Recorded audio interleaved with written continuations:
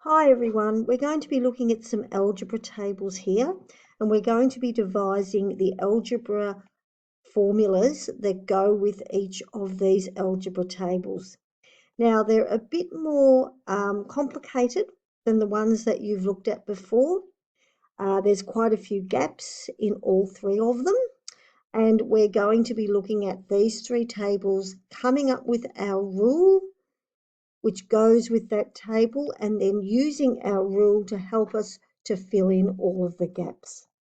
So let's look at the first example that we've got here on the left-hand side. First of all, to find our rule, we need to look at our output numbers.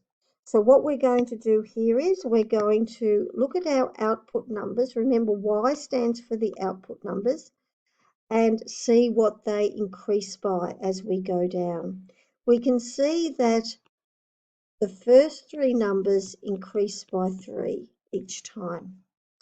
Now, remember, we need to work out our times number in our rule, and then if that doesn't work, whether we need to add or subtract something from our answer to get our final input number.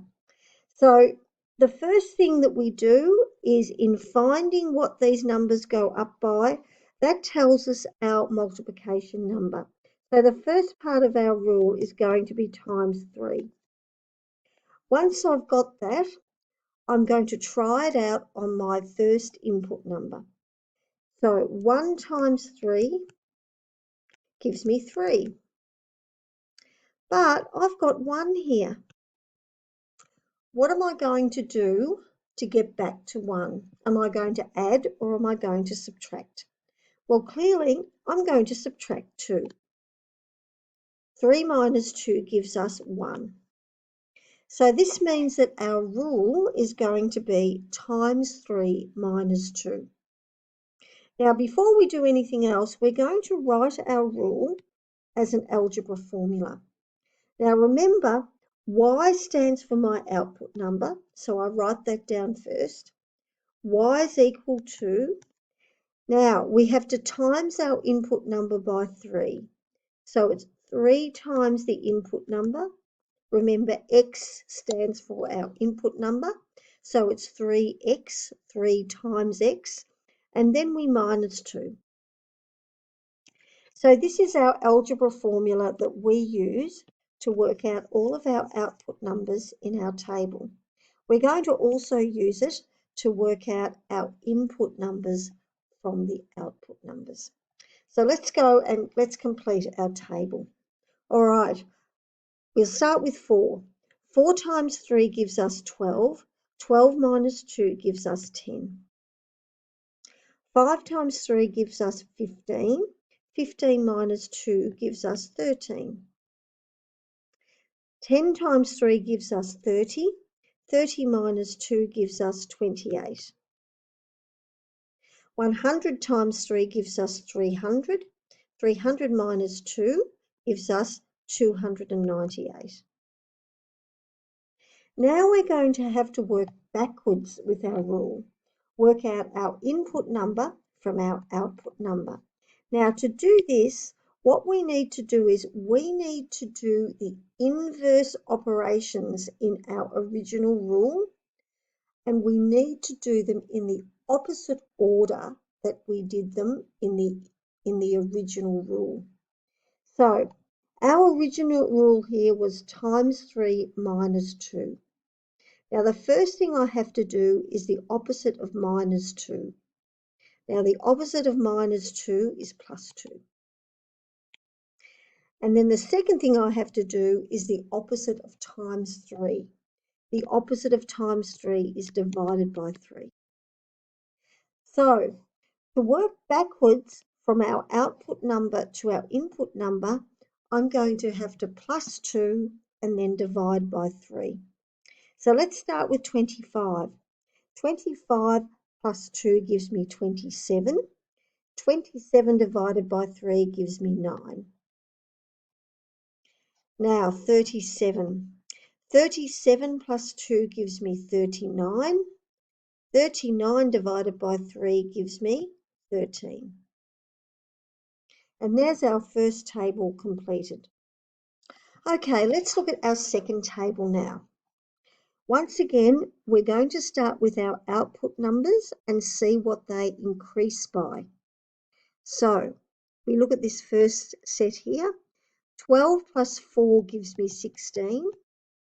16 plus 4 gives me 20.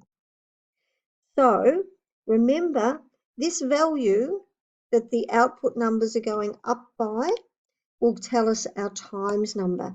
Our times number is times 4. Now let's trial that out on our first input number. 1 times 4 gives me 4, but I want 12. What do I have to do to get to 12? I need to add, and I need to add 8. So this gives us the second part of our rule. The second part of our rule is plus 8. So our rule for this table here is times 4 plus 8. We're going to write it as an algebra rule now, an algebra formula. Remember, in this table, Q stands for our output number. So we write that down first. Q is equal to, now it's our input number times 4. So we're going to say 4 times P, and then it's plus 8. So this is our algebra formula, and we're going to use that to work out the rest of our table. Fill in all the gaps. So let's start with 4. 4 times 4 gives us 16. 16 plus 8 gives us 24. 5 times 4 gives us 20. 20 plus 8 gives us 28. 10 times 4 gives us 40. 40 plus 8 gives us 48. 100 times 4 gives us 400. 400 plus 8 gives us 408.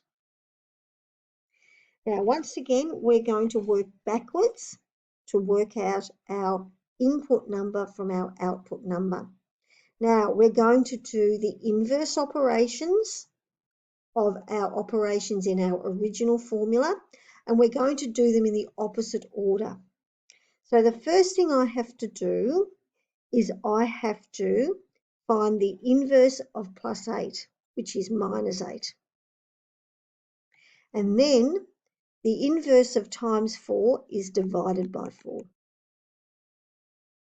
So to work backwards from our output number to our input number, we're going to minus 8 and then divide by 4. So let's start with 44. 44 minus 8 gives us 36. 36 divided by 4 gives us 9. 56 minus 8 gives us 48. 48 divided by 4 gives us 12.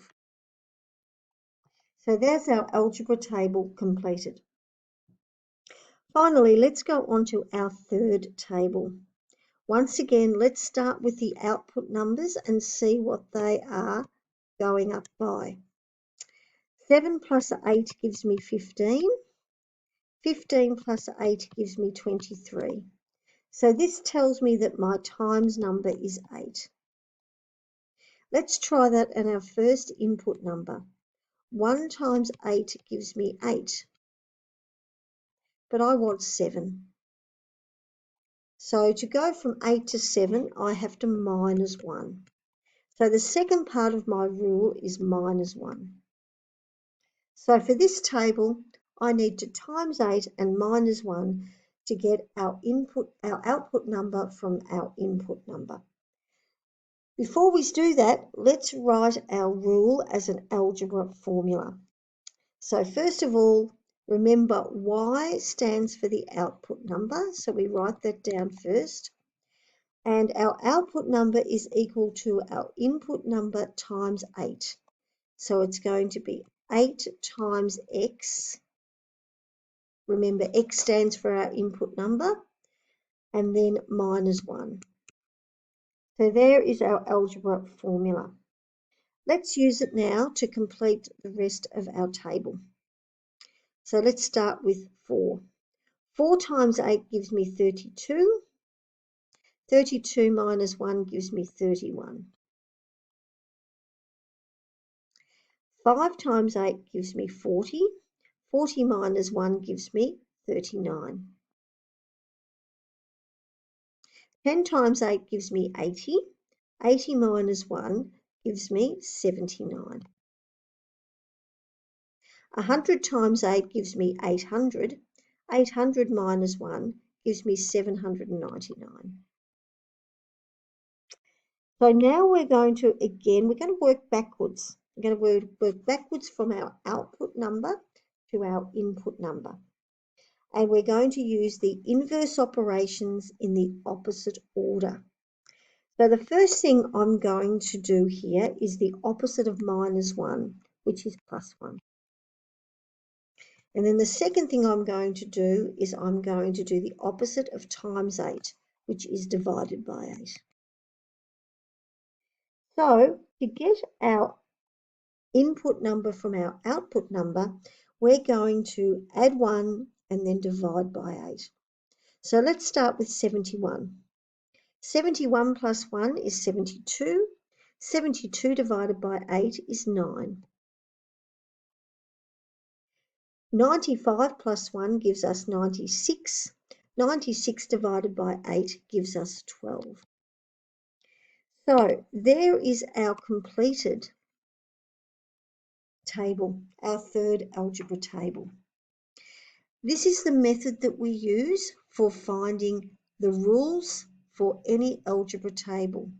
Remember, the first thing that you do is you look at your output values. Look to see what they are increasing or decreasing by. That number will give you your times number. Once you've got your times number, you trial it out on your first input number. You look at your answer when you do that and compare it to the output number and work out what else you need to do to go from your answer to the output number. Sometimes you will add, sometimes you will subtract. I hope you found this video helpful, and I hope it helps you when you are devising your own algebra formulas for algebra tables. See ya.